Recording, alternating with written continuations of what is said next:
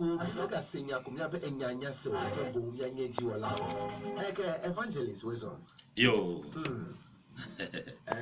yichola vai enyi chokuba ire kwa maoga kwa mia amen amen amen amen kanya popo fie hallelujah hallelujah ke todo lo le toji amen na wi lonto la petola me da pena mia mawo de mia pa gbota vava e pa monu veve e pa lolon ple pa me takopo obe ye klo mi galagba gbodo me le fie ya ne nane li mia glola mia blene be akpe Yes. amen Amen. hallelujah Amen. bi da pena mawo toke ela be akpe galagba te pena mi to gbo ba yo le pupum e nu gedo le yo jo hala akpe galagba te pena mi Amen. e jale ke agbeli kola mo popo hanli hallelujah Amen. e ke agbeli kola mo popo le mia sibe Godo. aganyo godo amen Amen. ke egbela miepe nu sotro ike go mi je le yora gbela mie yeji ala bena no bi lonto la petela me gblebe ne mi wonu sia nu la nyigbe aji ka ke mi ku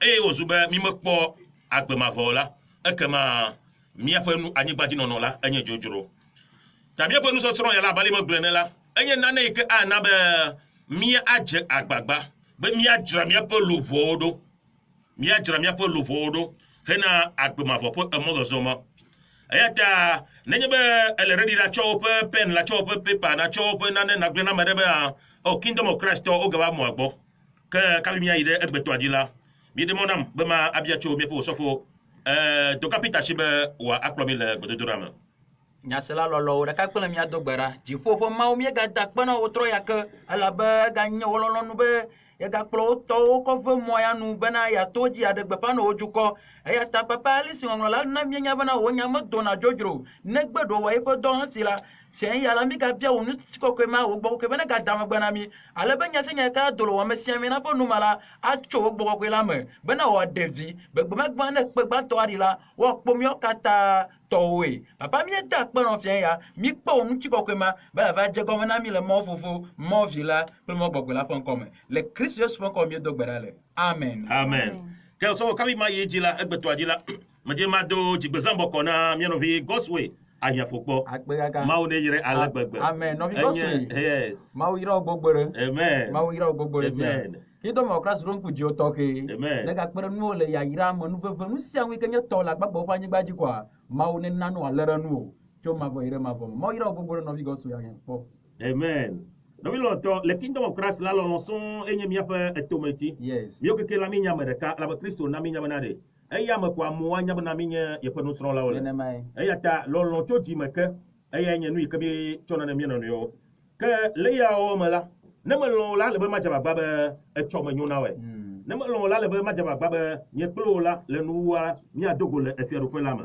eya nye lɔlɔ vavãtɔ yi ke miakɔ na mia nɔnɔewo eya ta mi le nu ya srɔ̃ ɖo nu kae miawɔ be miakpɔ agbemavɔ na miaƒe luʋɔwo eya nye nu vevietɔ ke mitsɔ blaɖagbe yawɖagbe la mi dze nusɔsrɔ̃ ya gɔme eye mi ƒo nu tso nu geɖewo ŋuti ke ame yiwo yɔ kple le mɔa dzi kple le mɔa megbe ame yiwo yɔ hã la mede akpe ɖa mi ɖe miaƒe yɔyɔwo ta kple enu yiwo katã mi gblɔ na mi la mekɔ wo de eme ale gbegbe eme be mawo ɖe yra mi elabe eyawo me la míawo keke la míadze agbagba atu mia nɔnɔewo ɖo miatu mi ɖo míawo hã miatu mi ɖo Amen. be gbe ɖeka ɖe miade ha le fiaɖoƒe la me yes nɔviwo tɔ le aƒetɔ la me ke abe míaƒe nusɔsrɔ̃ ƒe akpa ɖe le nyitsɔ yawɖagbe la mi ƒo nu tso nu ka te wòle be woaɖe ame ɖe ɖo mi le nu ƒom tso ale yi ke míawɔ akpɔ agbemavɔ akpɔ ɖeɖe nu ka te wòhiã be woaɖe mi ɖo ke nene ƒe mua edzi mi le kpɔkpɔm do ale yi ke mi trɔ alo mi da evo eye mi trɔ megbe de mawo ƒe ɖoɖowo la nenema ye mi ƒo nu tso ŋuti nyitsɔ enye ma ke mi gblɔ be eye mawu amegbetɔ la elɔ amegbetɔ ale gbegbe haleluya Amen. mawu la de bibla be lɔlɔwoe nye mawu nye lɔlɔ eya ta bibla la gblɔna de ame yi ke melɔ amewo de menya mawu o ne be nye lɔ mawu mawu nye yi tɔ gake melɔ amewo de ao menya mawu kura ha ɖe o ele be natrɔ dzime axle bibla nyui ɖe akpɔ nu yi ke tutu nye mawu yi ke ne be le subɔsubɔm la ke mi kpɔ ale ke mawu lɔ amegbetɔ ale gbegbe ta ena be ewɔ abɔ nyui aɖe nɛ eye wòkpe de ɖe abɔ ma ƒe titina eye wòna ŋusẽ be wòaɖu enuwo katã dzi Hallelujah. Amen. Que on se mala. Aya amagbeto jababa ya bui. Amen. Amen. Mi nyawe eko abonwere ne. Aya abomala enu so ele abomama. Me globana aleka mono globo yo ai Dubai. Yo ai duima la edumala medekema tim atwe asopele enga aboy ke mawona magbeto. Kakenu ke rajo. No mi no to la feto la me. Mi bele nka mo se ba gbale gbanto eta ton liam. Be nanejo amare va do pata. Nene pe ameke va do pata la. E va de ba nu ike mawdo ne amagbeto la. Ya ode e pe akpasa gato la ji. No mi no to la feto la me. Mi funu chochi ncho. La Bible na mi nyabe edan la ejayewu elan de siade edan ejayewu elan susio kata le abolama. Tawe gbedekala edan la wa do nyonu la gbo. Me kuno nyi chobe ele be na jababa anya emoyo ti na to be satana matima le o. Ele be eje aye ale gbegbe. Na do kunu iko mi aga gbon gbe. Nu yo ti mi afonu cho le gbegbe ke kamala. Akpobo onye asatana fe aye cheche fe monu adewo. Ikene le ne fe monu de. O novio mi asomo be agbema volade asumi asi. Dalaba bolama la eble nyonu la. Enya nu ikenye ye fe objective nu ike jibe ati. Kaka eja gba to mo bubu oji. Ke le nu wala na be nyonu la dwa tikula. Ke le seji maota na nejo. Mi kle no le Bible amala. Bible na mi nyambe satana glona alo dans la glona nyonu be no dwa tikula efe nkuka efe nku afu. Wa no abanka mawene. Hallelujah. Amen. Yebi po mucho nkuvuvu pe nyanti nyicho. No mi no to la peto la me. Egbela bi be nkuvu. Mi afa nkuvu nu yo na mi le keke yamala mi on to kwenya. No mi on to enya nu vivien to yo le kingdom of Christ dito be na ala mi afa mucho nti makanu ike adogo tomo. Ala bana eya kwe anabana nka mi afa agbema vola. Nkuvu bana be egbela Miafa suku viola osu nububuo. Ebe ponucho anu do donti nyicho. Yaura gbe kebayi. Enya nu blanu into. No bilonto enya nu blanu. Si gedela nenye be consider gbe. Me dogola bloodi. Me po amado e ko ho to church. Ale ko do na nu e to na solimela. Wa nu blanu nam. Ye me pona picture do le Facebook o globana de. Chale blamala ale ka mo do awe. Kaka gbela ale ka mo wa do le solime yimeyi. Enya nu nyonu ale gbegbe. Mau Yehowa fa afema. Ekema na doa udari. Ne doa wade. Ekema onto nyaba nu ne doa manyu. Na ga cho handkerchief da afema da shi dadi. Kede ba no nyila de kwetu atama. No bi lonto la feto la ba. Ele be mia wonu yike letefe. Ne be ya gbore ne doa wu awu akwa ba ofa fo nyu na obo wo ya won kumobu. Ke ayola onye nu yike nye nkubu ike bi mi le popo gbela pe mechonu pra le ko le nuglem le Christopher Halanti mega ablotito ne be ablotito yala egbela manye be face mask mi ado ke bi ado eye mask ala were ni kama tiba e bonku na kpode eya e won ku kekele la bolodi e me gbe to to bia do ku yo ko banade ne ye tae no vi untuo wana to tron na ma do de ke nu ke wa nyona ye enu so yo awa enye nu yiko ahremi da le mo ko amanu be la gbo eya ta nu vodio le chochom le keka bele keke yamako no bi no te la peto la egbelade ne ne glo nyon wo pe trosa dodo de ekema amo be yo magaba sori omo menyame amagbeto alo so ko atandi eya subo ge mi le sori mo magbani to ba menyene de mi le 10,000 100,000 le sori mala eya pia mi le before you go ka kadami wo mau fo lolonu de eya e akplo mi be mi akpo agbema vola o tere be trosa doge trosa e ko nku na dollar e be na len kurenti ne po trosa wo le fale ne ne duila de wa ma tibi bokata le jejem lema e ne le do ki otro le ntu onu viam le yi nu ka e ne tibe ya kpo what exactly do you want to achieve be ntu ade ne janyi be ntu ade ne echuma fo me a no bi no to la ma ale be mi alen ku de mi afo no mo onti egbela mauti be nye klo mi afo no to na ne enye no blanu into nana ike nkuwu le reva mi afa agbo me mi le Roma to ba gbale etagban khalaga mi aje goma acho kuki bla vo de keli aji no mi no to la peto la ma nu kai nu kuwu le ke va ke yame mejibe o hana ko pe bibla la nakle Roma to ba gbale tagban kuki bla vo de ke mi le khalaga ba sede nu wa kuki bla to vo velia. So quickly take your Bible and open to Romans 1. We'll start it from verse number 21 to 32. So for Bible balaka. Roma to fe agbale eta gbanto cho kuku bla vo de kelia. Eyata esi wonyanya. Eyata esi wonya wonya mau hafi gaka wo makafune abamau eno ke bon wo fe tamosusu ozu yaka eye wo fe ji masonu gomo do vivitira. Hallelujah. Amen. Mile klege blow vasere comme miawo nga kuku ilanu. So ga trofe maka. Eyata esi wonya mau hafi Eyi onya mau hafi. kaka o makafune abamau no. Kaka o makafuna mau abamau onye no. Ka bon wo fa tamosusu ozu yaka. Ke o fa tamosusu ozu yaka. Eye wo fa ji masonu gomo do viviti. Eye o fa ji masonu gomo do viviti. Nuka ta ole sole amayido. Enya be mau adeli. Kaka ba wa debo buomu. To epa nu popome. To epa enu dodome. Ale wa debo bu mau anti. To epa odudu le sole amome. Ale wa debo bu mau anti. To epa nu ona omede. To gbobo enya be mau ali de ne mahade. Mele bubu ma de mau lantio. Hallelujah. Amen. Nene mai sole amo dogbe. Mi be Yehowa. Kaka amane ni enye mau subola le sole ome. Ba bia ikabia bia do kuyoma. Kaka de kama ni ba gbono nyimna de.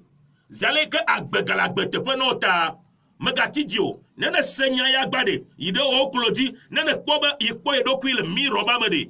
Bia chochoke egbe. Mau acheko. Amen. Hallelujah. Amen. So you know glaji nyakoda. Poku bla velia. Esime wole eji bana nunyala o yonyala o zubomechila o. Esi oba nunyala yonyala o sunuka o. Bumechila o. Hallelujah. Amen. Egbela keke abanye bumechila o de. Echo ikeva yi before the coronavirus. Mioke kemi nye nunyala o. Amegbeto de serebe nye nunyala. Ya launch artificial moon. Ya oleke amegbeto me ganyabe mawuli o. Anyigba ya jimile la amegbeto me ganyabe amede toyo onyo. Keke mile amede gbe me ganyabe mawu toyo. Eye tanu ike drola eye wona.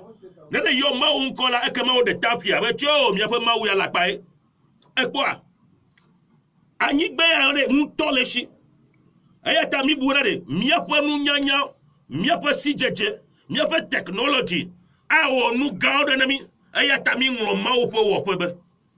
Egbere nu yo mawu wode amegbeto la gbagba jembe yaga throw out imitate mawu akpobe yawe agawe wu mawu ntokura go han nkubu osofo ga throw ku bla vo liake Poku bla velia. Esime wole eji bana nunyala o yonyala esi ole jibe unyala yonyala o zubomechila o. o subomechila o yeji Eye wo doli mau magble la fe nchi kokola bene wadi amegbegle ple kheziwo ple lafoneo ple mutata ofo nonome. odo maula odoli maula o chonu bubu odo maula tepe. Hallelujah. Amen. Leke na nye osofo wa chila no alijina we have na isolima mawa madekebe pena dentio. God is a sovereign God. Yes. Matek pe de mauntio. Nebe ipa dakabe ya geta yebe ya kwa shia sobot dakabe gago na kupio. Eya tame betore nui ko lege kebe nyamade. Ele solima. Beye ya onkunu.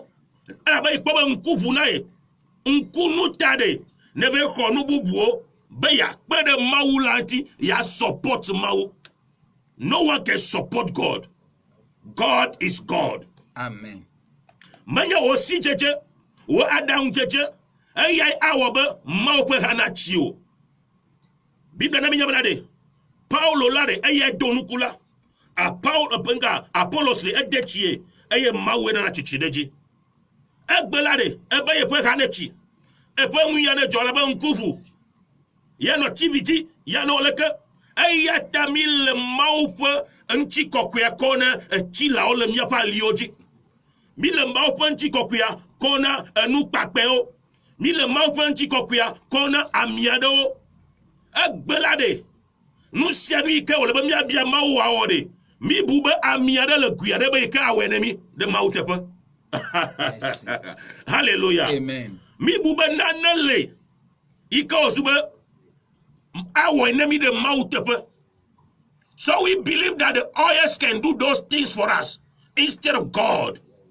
Nenye be ne le nu vɔ me be na dzagbagba ade ɖa le woƒe nu vɔ me ate ɖe Mawu ŋuti abie be ɖe Mawue tsɔ nye nu vɔ kem nu ye mehia yi etɔ nye wɔe nam ɖe ekema ne xɔe se be yati nɔ yeƒe nu vɔ me ati nɔ yeƒe nu gbegble wɔwɔa dzi gake le ne yi zã emi aɖe ye zã nane ɖe ekema Mawu nu yi meɖo be yeawɔ ne yewo hã ɖe come on Mawu come on wɔe nam vivi lae eye wòava me na ye mi mate matsɔ Mawu ƒe ŋuti kɔkɔe na nu bubu aɖeke o mi mate matsɔ Mawu ƒe ŋuti kɔkɔe na nu nɔ gui me aɖeke o mi mate matsɔ Mawu ƒe ŋuti kɔkɔe na nu nɔ atukpa me aɖeke o mi mate tsɔ Mawu ƒe ŋuti kɔkɔe ne nka ne atsi kple ŋkpakpe aɖeke o eɖanye lãfɔ ve alo lãfɔ ne alo xedzodzoe o gake gbe la ɖe ŋkuʋuʋu ta nenema amegbetɔ va kɔ Mawu ƒe ŋuti kɔkɔea kɔkɔ ne nuwo ma osɔbe yi nu xela dzi mi kpɔ Wokui bla vevenelia.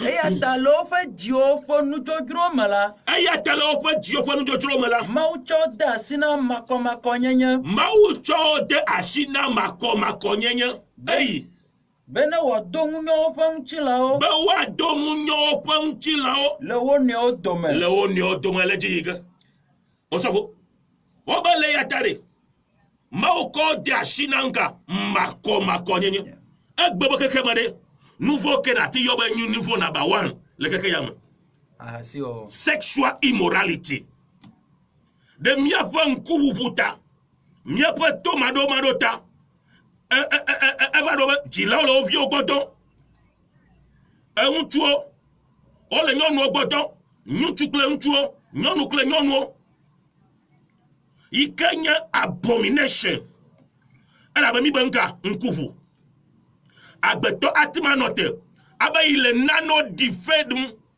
nane si la eta aɖuwɛ xlẽno míakpɔ nu kae Mawu wɔ na wo ma hã Ame siwo tsɔ Mawu ƒe nyateƒe la ɖɔli aʋatsokaka. wotsɔ Mawu ƒe nyateƒe la ɖɔli aʋatsokaka Eye wovɔ̃ eye wosubɔ nu wɔwɔ wu wɔla. eye wosubɔ nuwɔwɔ la wu wɔla egbe la ɖe maɖe nye mame na wɔe ne anga míaƒe fia gãgãgã ɖewo le du ya me mi vɔ na wo hebu na wo wu Mawu hallelujah Amen. hallelujah Yes. efia ɖewo le du ya me ɖe mi de na bubuwo ŋuti eye mi subɔ na wo kura wu ale ke míasubɔ Mawu gake efia ma ɖe enuwɔwɔe wònye ta ɖe mi yawo bu ma ɖe mi bu na be ɖe nu kae dzɔ atsi kple kpe evedu etrɔ koe no amegbetɔ aɖewo hã woli nenema wotsɔ wo ɖokui abe Mawu ene egbe la ɖe le Mawu subɔsubɔ me kekeake hã ɖe osɔfo aɖewo wotsɔ wo ɖokui wɔ abe Mawu ene bubu yi ke le be woakɔ ɖe Mawu ɖe wokɔe mi nka mi le kɔ ɖe nka ɖe osɔfoa bo ŋu it is a sin nu vɔ wònye ame ɖeka yi ke nye Mawu ƒo Mawuwo katã ta ŋusẽwo katã ŋutɔ yi ke woasubɔ woakɔ bubu na eya koe nye Yehowa Mawu ame bubu aɖeke megali o ŋusẽ bubu aɖeke megali o tɔtete bubu aɖeke megali o nu ke dzɔ Eye wosubɔ nuwɔwɔ wu wɔla. eye wosubɔ nuwɔwɔ wu wɔla Siwo kafuna yi ɖe mavɔmavɔ me. hallelujah Amen. yi dzi Wokui bla vedelia. Eya ŋuti Mawu tsɔ de asi na ahɔhlɔbɔbɔ yomenɔnɔ. eya ta Mawu tsɔ de asi na ahɔhlɔbɔbɔ yomenɔnɔ efia be nu gbegble enu yi ke mabu tame be agbetɔ awɔ Mawu ɖe wo asi le wo ŋuti bena n'owɔe meɖe mi bena yewoe nya nua ŋkuʋu na yewo yewo le abe ye Mawu ene nu yi ke ye Mawu wɔ la yewo ate ma wɔe eya ta Mawu kɔ de asi na nka ahɔhlɔbɔbɔ be ne wɔ nu ka Elabena woƒe nyɔnuwo tsɔ dzɔdzɔme ƒe kɔnu wɔ nu si mele dzɔdzɔme nu o. hallelujah Amen. woƒe nyɔnuwo kɔ enu yi ke mele dzɔdzɔme ŋuwo la wokɔe kɔ wɔe kle dzi miakpɔ ɖa Nenema ke woƒe ŋutsuwo hã gblẽ nyɔnuwo ƒe dzɔdzɔme kɔnu ɖi eye wo sia o fiana eye wo sia le wo fe fienu yo me de wo nyonu eye nutu kple nutu wo nu kpana no bono ke da khleba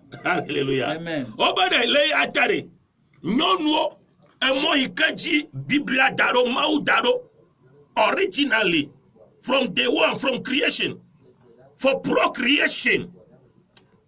A mo ikanu mau dade nyamlade ntu ne de nyonu ne de ntu ayata la boamede mau wonga nyonu nanga ntu ekoya ntopo agbafuti ayo wo nyonu na ntu la mau ma wo nyonu na nyonu ayo ma wo ntu na ntu no bi lo tola petola mo bibla bele mia pa nkububu le mia pa enu gbegble yo wota mau de ashi le miamti ayatanga nyonu tro the natural use of their body.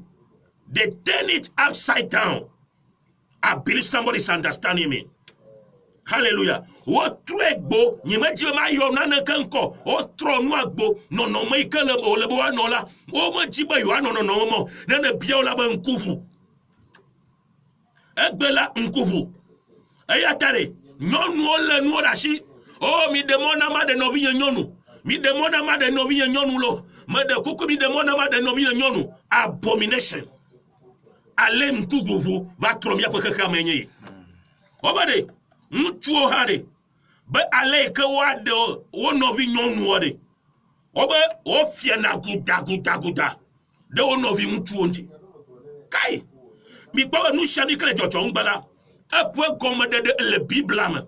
Ayete mo gbemelade nyate fa lao nyate pa yali homosexuality kle toke kade ikabile gbogbongbade Bible fo nu chonchi ayete amerika ba no gbono banade agbela aye nyonu ya de nyonu ala ba nkufu aye ntu ya de ntu ala ba nkufu o so ko kle yiji makoda gatro kle puku yele kle via na tro yiji de na ma ka fo nu chu ha gbele nyonu fe jojo makonudi eye o fia le o fe fien yo me ayata o fia na le o fe fien yo me de wo le onu le gaji ga agbanga ke yamade de vichu ku ntu vio hare aba girlfriend am for toni atono no yoshi and they are so proud in that nukatai mi male mau peseto do doji son ayata mau da chinyanti ba nu ikabi ba mi okola mi we ayata fien wa dumia ji ale gbegbe eslonto de slon de la femme kakabele nyonyo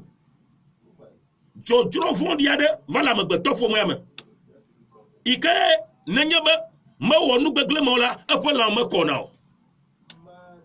aye ntu ha wonuka eye nutu kple nutu wonu kpenanu eye okpo fofo dada nti fetu si jewola le worokinu hallelujah amen ntu kple ntu o na nkpenanu ntu bi fiade ewo nkunu ba nku futare ntu akpro ntu aye de gbedo kome be awenye ntu ayenye nyonua anu kaya mamile keke yama no vi lonto la poto lama agbe kame yamile ntu ade ode ni chomo pode o dua wa abanyonwu ene wo enu da kota na wono ni o keke wo dokio we keke do so abanyonwu onye ene abe ye nye nka nyonu la amevele nye ntu la eye o le nu yo kodo do de mawo ye ho apan nkume but Osofo never bless you. Mia fa kakama la trop tagbo. Kakama trop tagbo. Ala mia se gobo kakama trop tagbo. Nana le jojo. Ika la mia titre aga dogbera a de kuku de kakayata. Ayata o jitibara de conference gangamo. Ikanya mtukle ntuo de laode. Nova o conference le tepo. Emi buwe anyigba toya edu ashigla ko le yopoma. Bibla ba ele ya tare wo ko wo fa nti fotu ikadeche nti fotu vo ikadeche la ele bo wahwe no bi no to la fotola mo Bibla na bi nyaware le nu ke ka jide abale ke wo no le lot pa iyo mene ne mo anu hanyema nu ke jole lot pa iyo mo no bi no to la fotola mo de o to fo danu ikale jole mi pa iyo mo le lot pa ga ka o mede untu fanya nyonu fanya eye gbegble ŋutsu kple nyɔnu ƒe gbegble ƒe nya ya eye do fiefo ɖe dzi le yiyi mɔ me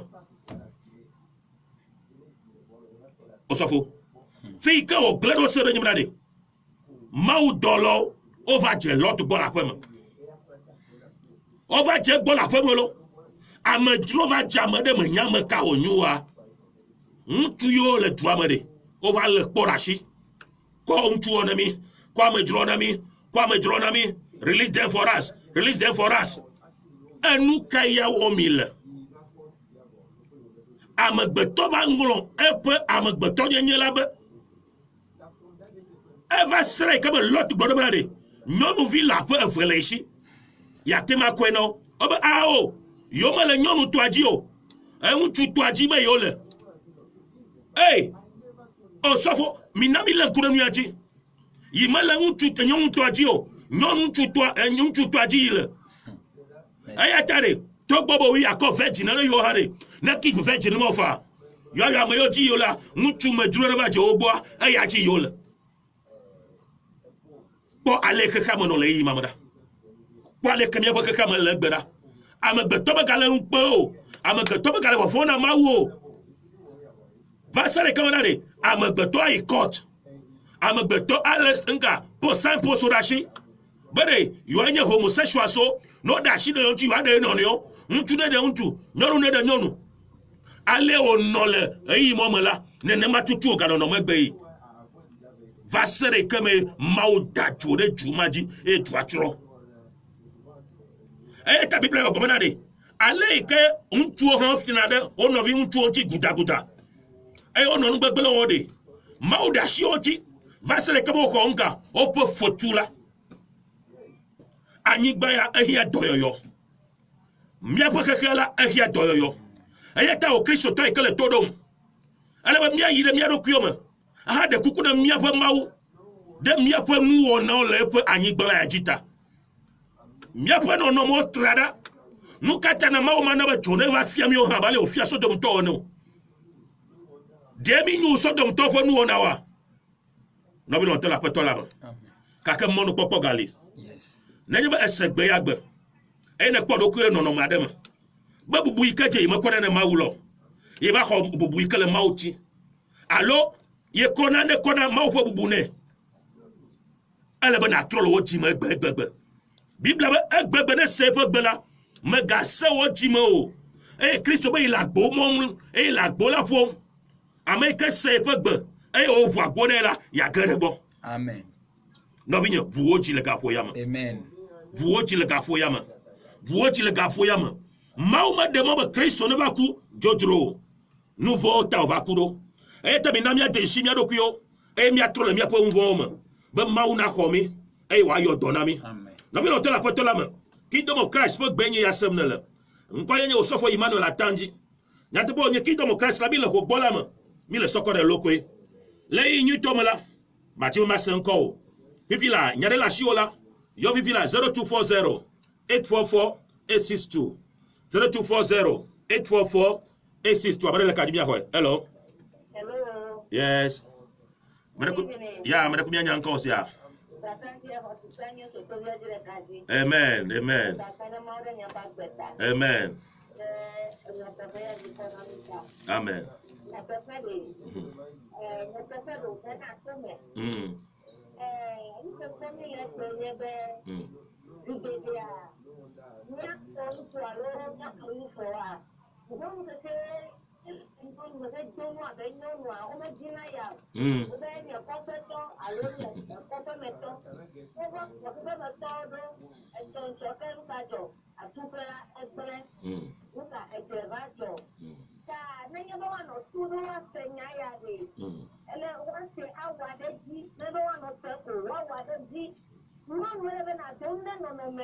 Sure.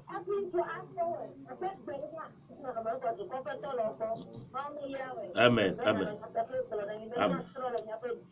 Amen. Amen. Sanya na mauna yero ala gbegbe. La be eya ji ko mi atoka fi agbomavola asumi asie nye yi. No mi lo to la peto la me. Ala be mase nko fifi la 0240 844 862 nenye be enyane la shi o alo nane le bi aglo la monu popo la shi o elo ya no bi ga ti ma tro yo fa monu popo li no bi yo nui ke gbe le ko yima de popo pe ma unya ma economy hello Hello? yes Merego hello yo ape to gbe wezo yo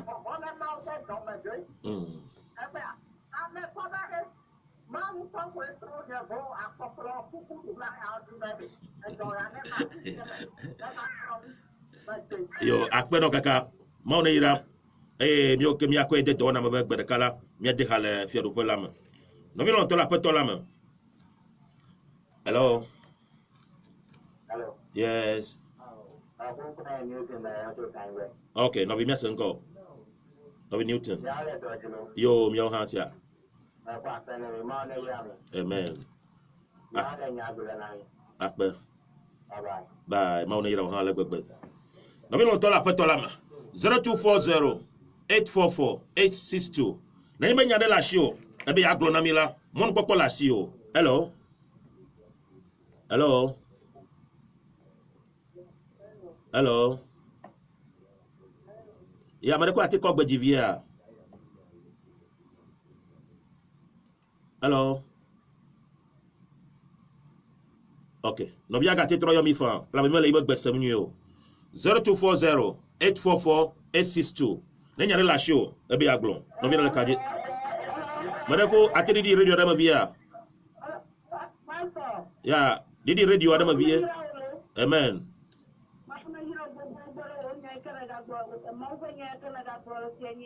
mi da kwena mawo yo